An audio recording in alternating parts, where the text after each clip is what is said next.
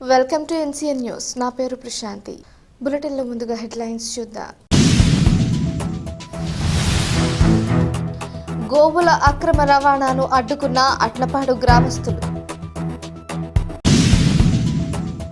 మూగజీవాలను అక్రమంగా కబేళాకు తరలిస్తున్న వాహనాలను గ్రామస్తులు అడ్డుకొని పశువులను కాపాడారు.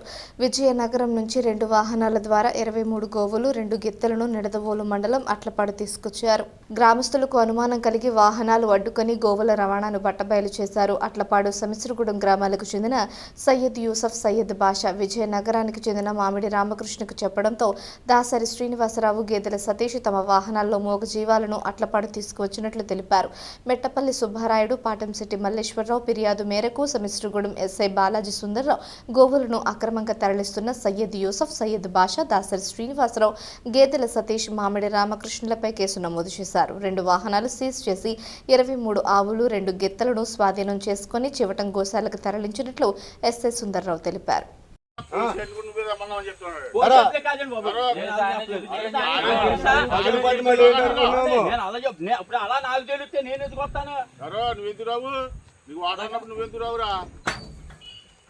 ఇప్పుడు మాట్లాడవా రామకృష్ణ అన్న కదా, అది వచ్చిండు మాట్లాడండి.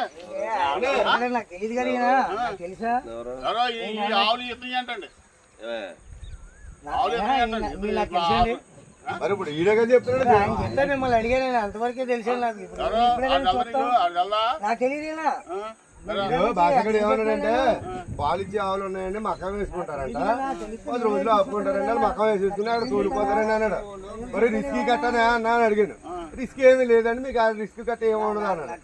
సరే అయితే అక్కడ నీళ్ళు ఉంటే పెట్టుకుని మేపుకుంటే ఇక్కడ మేపుకుంటారు అని చెప్పి నేను చెప్పాను. అంతే నేను చెప్పింది.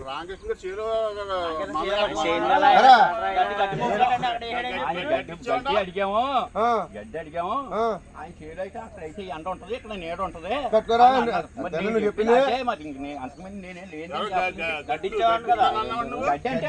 పట్టుకుపోతా ఉన్నారు. గడ్డి కూడా కట్టున్నారు. సరే కడతాను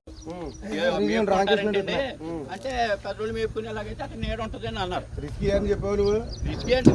10 రోజులు రిస్క్ ఏం చెప్పావా? రిస్క్ ఏముంది లేకపోతే ఏంటిది కాదు, ఇవన్నీ తెలిస్తే నేను పాలిచ్చే ఆవులు నేను మకం వేసుకుంటారు, 10 రోజులు మేపుకుంటారు అంటే సరే నేను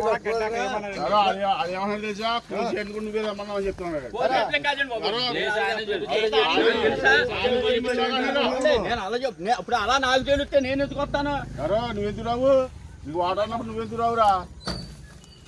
ఏమో ఇప్పుడు మాట్లాడవా రామకృష్ణ అన్న కదా, అది వచ్చాడు మాట్లాడండి.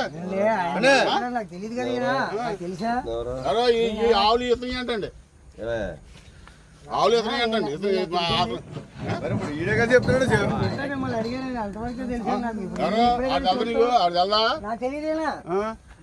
భాషకుడు ఏమన్నాడంటే పాలిచ్చే ఆవులు ఉన్నాయండి, మకం వేసుకుంటారంట, 10 రోజులు ఆపుకుంటారంట, మకం వేసేసుకుని అక్కడ తోలిపోతారని అన్నాడు. మరి రిస్క్ కట్టనే అన్నా అని అడిగాను. రిస్క్ ఏమీ లేదండి, మీకు ఆ రిస్క్ కట్ట ఏముండదు అన్నాడు. సరే అయితే అక్కడ నీళ్ళు ఉంటే పెట్టుకుని మేపుకుంటే ఇక్కడ మేపుకుంటారు అని చెప్పి అంతే నేను చెప్పాను. ఏ గోశాలకు పంపించారో అది వివరాలు కూడా తర్వాత వివరంగా చెప్తాము. మీడియా ద్వారా మీడియా వారికి తెలియజేస్తాం. రికగ్నైజ్డ్ గోశాలకి తరలించాలని కోరుతున్నాం ఎస్ఐ గారిని. ఎస్ఐ గారు కూడా సహకరిస్తున్నారు. ఎస్ఐ గారితో మాట్లాడి ఏ గోశాలకి పంపించాలి ఏంటనేది ఆలోచించి తర్వాత పంపిస్తారు. ఎస్ఐ గారితో కూడా ఇక్కడే ఉన్నారు.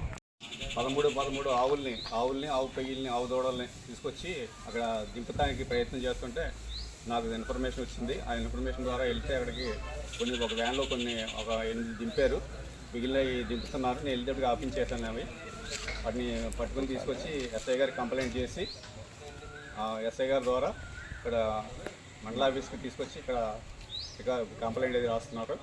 అది అందరూ గమనించవలసిందిగా కోరుతున్నాను.